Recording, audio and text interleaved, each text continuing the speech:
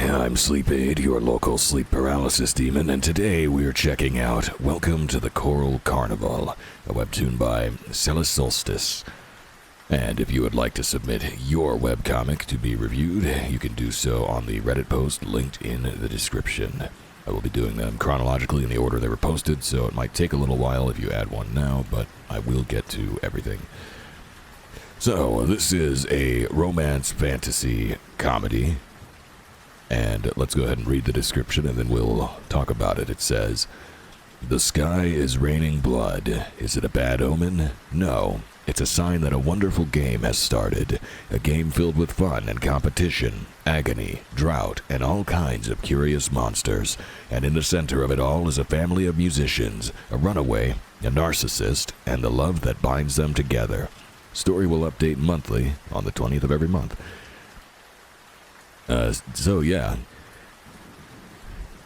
Right off the bat,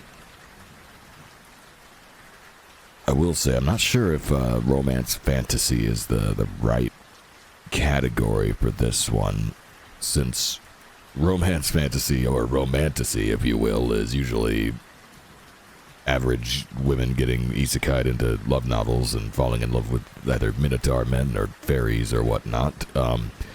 Although I suppose this technically has elements of romance and elements of fantasy, so it's not entirely dissimilar. It doesn't really fit the tone of exactly what I think romance fantasy is supposed to be. However, it is definitely a fantasy story with small amounts of romance, at least so far. So, let's go ahead and dive into it and discuss. Now, essentially, everything that was described in the description is very, very broadly what the story is about. We have a traveling band of musicians who are also all familially related, and one day, during a concert, the sky begins to rain blood, coral falls everywhere, and there's mass chaos. Later, the musicians find out that this is because the water goddess has died, and so the coral falling from the sky was actually the blood of the goddess, which has the magic properties of the water goddess, and whoever will collect the most of the coral can become the next water goddess, essentially, as long as they are one of the blue people that I immediately forgot the name of. There's the Ifrits, the gnomes, and the blue ones have a name as well that I'm sure we'll scroll past and then I'll remember it. But yeah, so essentially the plot is that different groups of people are trying to collect as many of these pieces of magic coral as possible, because whoever gets the most gains the right to become the water god.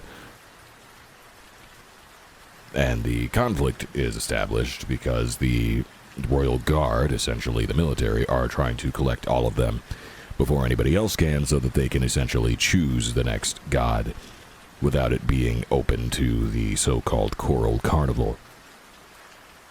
And our heroes, the 4 band members, get involved because they happen to notice that the coral is worth a lot of money, and there's not as much demand for musical performance in the chaotic times created by the absence of the goddess.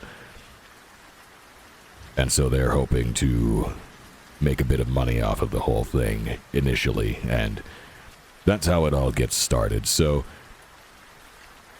I would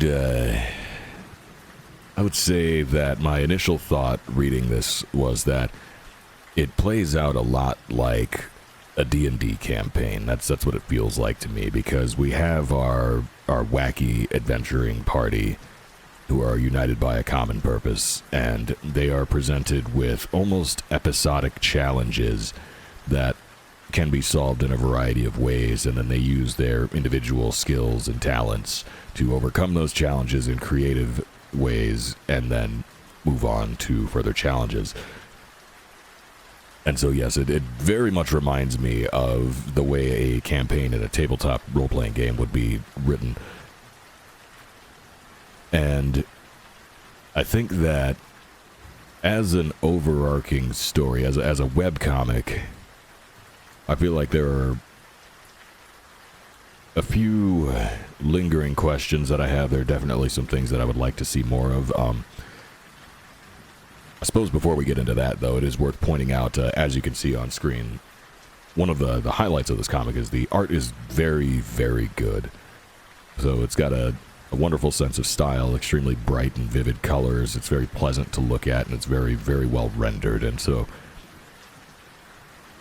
getting into positives, that's definitely like high up the list, is that the art is very good in this comic, and the story is very cohesive. It's always easy to tell what is going on. It's very easy to digest, easy to understand, and it's presented in a way that makes a lot of sense, which I know doesn't sound like high praise, but I've read a lot of webcomics, and putting a story in order and laying it out in a way that it can be followed, especially a story that takes place in a fantasy world with rules that are a little bit different from the real world. It's easy to get lost in some of those details and sometimes lose track of explanations or how things work. And something this comic does very well is it throws you into this fantasy world, and it doesn't take up a lot of time really explaining everything. It doesn't give you any major monologues or things like that. It kind of just explains things as are necessary, and so it doesn't really waste too much time with exposition that you don't need. It allows you to make assumptions about things when they're less important, and the things that are more important get explained to you when they are relevant. And so I would say that the amount of information that is given about the setting and the world is doled out at a very good pace. Again, mostly when it's needed, and so you aren't hit with major walls of text and backstories and whatnot. On the topic of backstories, though, I will say that probably one of the things that I was missing the most in this comic was just a little bit more information about some of the characters. We do get a very basic backstory for most of them, but because we essentially have 6 main characters in our adventuring party, we have to share the screen time 6 ways, and it feels like, especially in the first half, the author plays favorites a little bit, and so there are a few characters that kind of get a lot more screen time, and there are others that we don't know as much about, and we don't really even get to see their personalities on screen as often. And so though we have our 6 main characters that are always together, that do everything together and are going on this adventure together, it does feel like there are a few of them that we don't really know a whole lot about. So particularly the parental figures. So it's Schooner is the yellow one here, and then Galleon, his wife. Galleon almost always stays behind on adventures. She doesn't do very much at all in the story, and so she's the one that I think we know the least about because we overall see the least of her.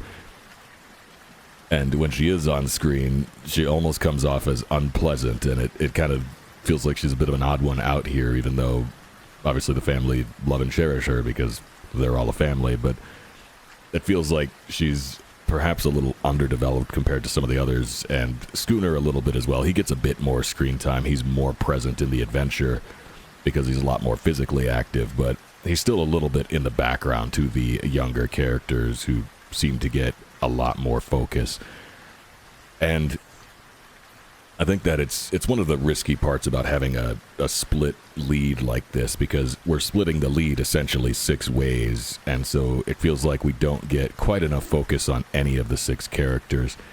It almost feels initially like Trim, this character here, is going to be the main focus, like she's going to be the vessel through which the story is told, but after the first arc is done, it kind of starts to shift and focus more on the other characters, and I think Trim overall still has the most screen time, and so she's still kind of like the most main character, but since we're bouncing around so much with so many different people, I feel like we don't have as much time to set up character arcs for any of them, and that's probably the thing that I missed the most on this, is that there aren't any real major character arcs being established as the story is being told. And so even though the narrative is very coherent and it's easy to follow, you can always tell what's going on, and the sequence of events is well handled, it does feel like there isn't as much to bite into and get invested in, since we don't have any major character arcs really being focused on at any one given time. And so there's again a hint kind of early on with Trim that she's a little bit self-absorbed and very obsessed with being famous, and even though she can't physically become the goddess, she has the ability to share some of that power by marrying whoever does become the god. And so it almost feels like it's setting up for a potential heel turn later, that maybe this character flaw of hers will lead her to make some mistakes and potentially even betray people in the future. But it's set up so early and then not mentioned again, and so it almost feels like it's either a dropped plot line or just forgotten. Sorry. Although it could also just be a symptom of the fact that there are only about 20 episodes in the main story so far, and so if this is designed to be a much longer narrative, then these concerns could be non-issues. It could just be that the story hasn't got there yet. It's always a little bit hard to tell with a Canvas series because I typically look at an original webtoon as being based on a 50-episode season, and so 50 episodes, with weekly uploads, that's about a year. And usually every contracted original webtoon will try to tell some kind of complete story within a 50-episode arc, and then that will be one season because they don't know if the contract is necessarily going to get renewed or if it's going to be continued, and so they kind of build on that trajectory, whereas with the Canvas series, it can be any number of different things. Like sometimes the series is only meant to be 10 episodes or sometimes even fewer than that, but other times it could be something that goes on with no foreseeable end in sight. And so with a story like this one, it does have kind of a predetermined endpoint, which is whenever all the coral gets collected. Hypothetically, the carnival ends, and then I would assume that the story probably doesn't go on for much longer after that. And so it's kind of hard to judge how much to expect out of this narrative.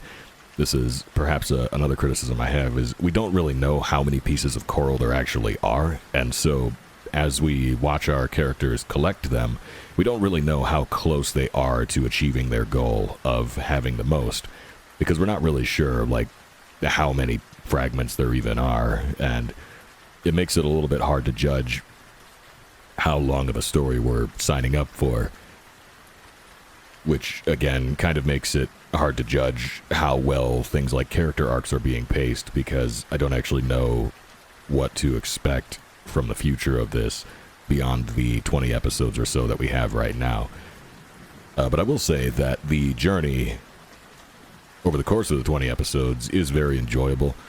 It's presented as relatively low stakes. There are life and death scenarios, but there isn't a real sense of danger given, even though there are a handful of injuries suffered. It doesn't really feel like the type of series where we're going to have, like, truly majorly dark moments or anything like that. It's presented with a lighter tone, and so it feels like more of a light-hearted adventure that isn't ultra high stakes and isn't ultra serious. And so it's easy to kind of just enjoy the characters and how they interact with each other on screen and their different personalities.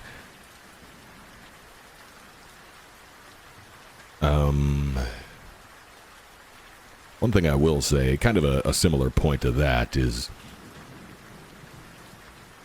like I mentioned, without really knowing how much coral there is or being able to gauge how long the story will be, it does feel a little bit at times that the narrative is almost too laser focused on the main cast. Obviously, they are the main cast, so they are the arbiters of the story. We are following the story from their perspective, but the way the Coral Carnival, as it were, is presented is that it's like a nationwide thing. Everybody's hunting for this coral, and then there's the ticking clock element of the Imperial Army also hunting for the coral, or sorry, the Royal Guard, not the... I don't know if they're imperial or not, but the Royal Guard is also hunting for the coral, and so we have, kind of an antagonistic faction, but we never really get to see what they're doing, and we don't really encounter other coral hunters either, and so it's hard to get a sense of how big of an event this really is, even though in the beginning it's treated as though it's a very big deal. We also have, in the absence of the goddess, the weather becomes unpredictable, and so there are droughts, and there's not enough rain, there isn't enough water, and so we're told that, crops are failing, there are deeply concerning things going on as a result of this, and so it's important that a new goddess gets instated as soon as possible so that things can be regular again. But again, like, as we follow our characters on our mostly lighthearted adventures, piece by piece of Coral, we don't really have that reminder of how the world is being impacted by the lack of a water god, and how many other people are running around trying to solve these problems and trying to find this coral. It feels almost like we're a little bit too focused on the core group, and we don't really know how all of this is impacting the broader world beyond that initial explanation.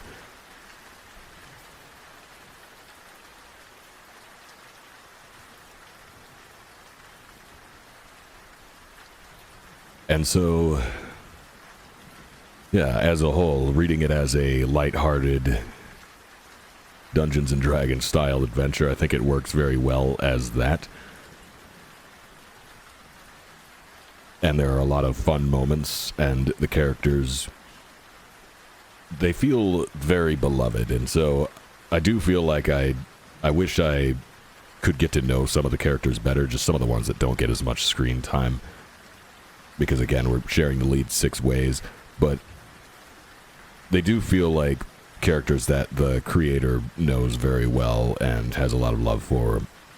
And so I imagine there's a lot more lore and backstory, and probably character arcs as well, still to be revealed that we just kind of haven't gotten to yet.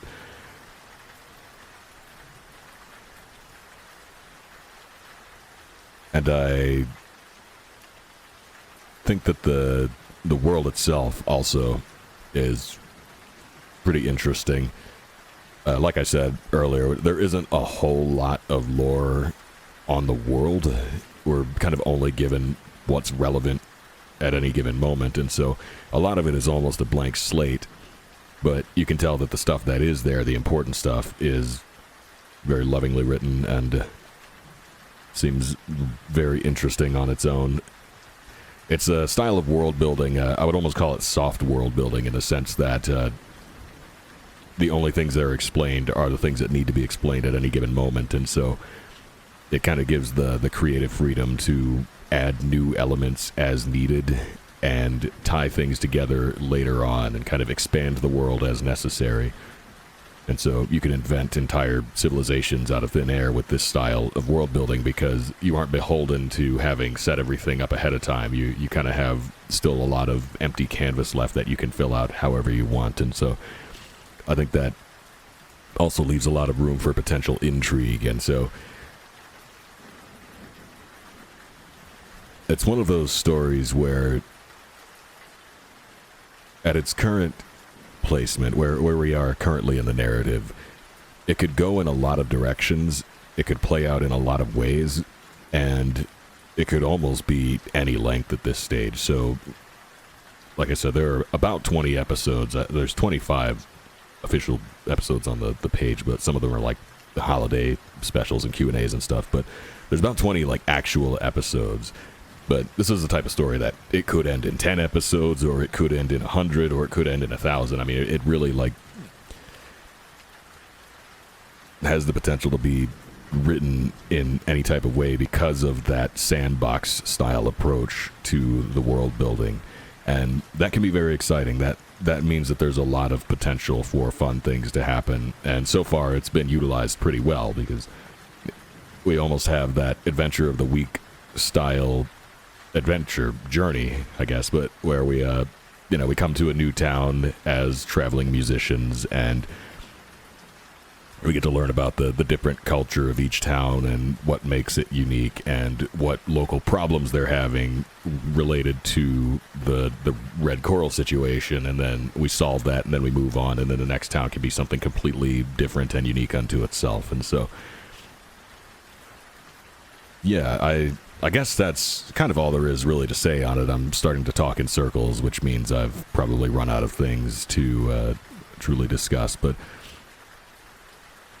I suppose in summary, it was a fun, lighthearted read of a somewhat low-stakes adventure.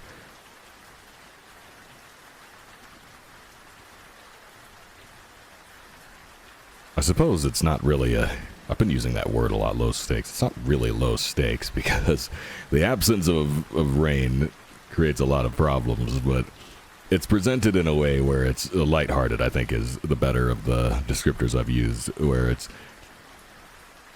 it's not grim and overly serious all the time. It's presented in a fun way. So I suppose tonally it's lighter in tone, despite being an overall rather serious story.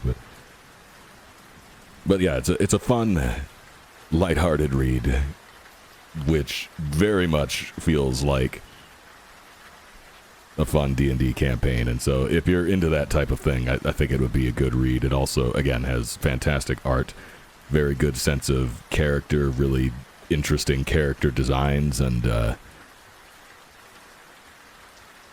lot of fun personalities that are entertaining.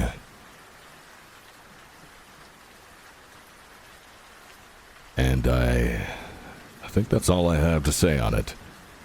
I look forward to seeing where it goes and how it goes and all of that. Oh, I should also point out, I think, specifically regarding the art, I talked a lot about the character art, but what really stood out to me on this one was the landscapes and the backgrounds and some of the nature art. There are a lot of like really well done like forest environments and mountains and seasides and things, and that did stand out a lot, that the nature art, the landscapes were really, really good. Some of the better ones I've seen in a webcomic. So even just beyond the characters, there's just a very good rendering in general. The only really not positive comment I think I have about the art is that sometimes some of the action scenes can be a little bit awkward. That was something, especially the first action sequence inside of the giant shell. There definitely were a few panels that came off as a bit stiff, and so kind of gave me the impression this is probably an artist that doesn't draw action too often. Just doesn't have a lot of experience with it, because you have some panels where you can tell what's going on. It's very clear what is happening, and so that's good. There is clarity in the action. It's easy to follow, but it just comes off as a little bit stiff sometimes. But otherwise, pretty good comic. I think I would recommend it. I'll be sure to roll through and like all the remaining episodes after this, but I think that's all I've got to say on the matter, so thank you for watching, and I will see you in your nightmares.